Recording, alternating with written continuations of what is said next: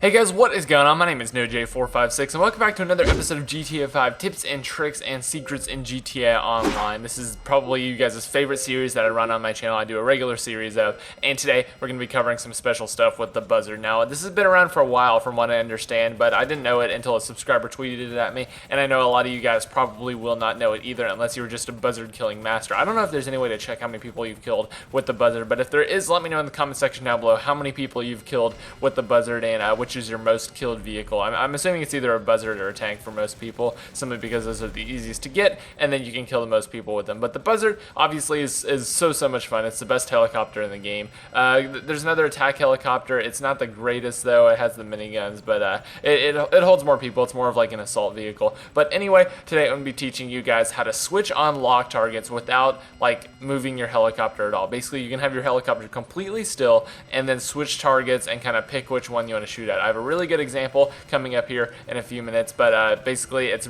kind of hard to record. The helicopter's flying around. I have the police on me, obviously, since you have to have like a hostile target to shoot at. You have to have either other players or police or something like that, and I tried this at Fort Zancudo and got completely destroyed by tanks trying to show how you could switch the lock on targets. So the recording's not the best, but you guys will get the general idea, and once you know how to do it, you can use this to your advantage to select out the main targets. This works very well on missions, and it also works very well on like picking the vehicles over just the random people. You'll see in a second here. Basically, when people are swimming in the water, you don't really want to shoot rockets at those guys. They're not big targets. So I switch over to the vehicles. I shoot missiles at those, and that's kind of my strategy on how I went about that. So if you guys do end up enjoying this video, be sure to leave a like. And yeah, that's about it. Let's go ahead and jump into the video here. It's very short, but what you want to do is basically position your helicopter so you have more than two targets or two or more targets in your kind of like viewfinder range. The range that the missile can lock onto, there has to be more than two targets. Obviously, to switch targets, you need more than two targets.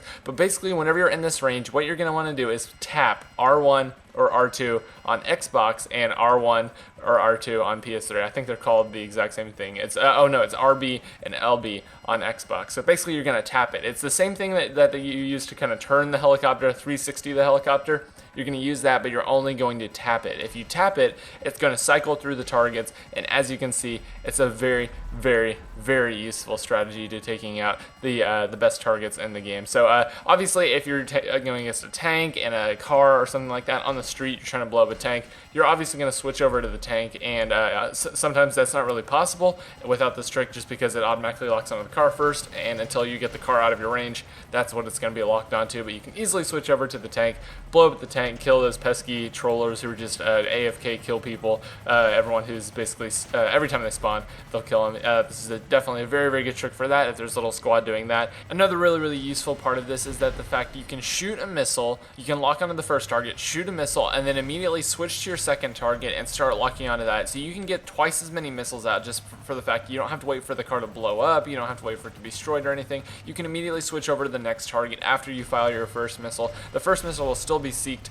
onto the whatever you locked it onto the first time, and you don't have to worry about keeping your aimer on it anymore. It's very useful for that, and overall I think you guys probably will use this a whole bunch of you like using the Buzzard attack helicopter. But that's gonna about wrap this video up, guys. I really hope you enjoyed this. If you would like to see more GTA 5 tips and tricks videos, be sure to leave a like on this. Let's try to get 1,000 likes on this. You guys just love the series, so it shouldn't be all too difficult because you guys managed to do that anyway, unlike my last three versions of this. But anyway, subscribe for more if you haven't already. Thank you so much for watching. My name is NoJ456, and I'll see you in the next video.